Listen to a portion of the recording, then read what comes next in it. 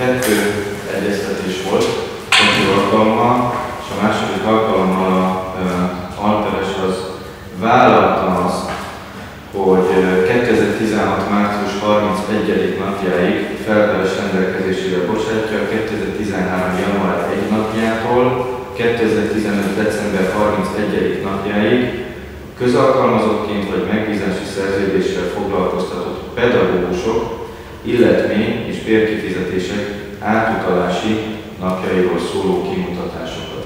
Alperesen túl a válasz, az ígéret szép szóval betartás, volt egy A kereset és a tárgyalások ismeretében tette azt a nyilatkozatot Alperes, hogy ezeket az adatokat kiadja.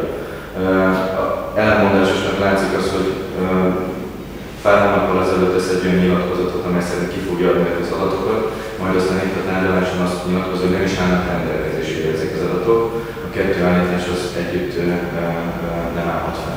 Így jelen esetben, hogy elektronikusan rögzítésre kerültek PDF formátumban ezek az adatok, így a bíróság úgy találta, hogy ez nem jelent aránytalan terhet, hogy ezt az adatösszességet összeállítsa. Az Alperes is ezért kötelezte nagy részt a megváltoztatott kereset.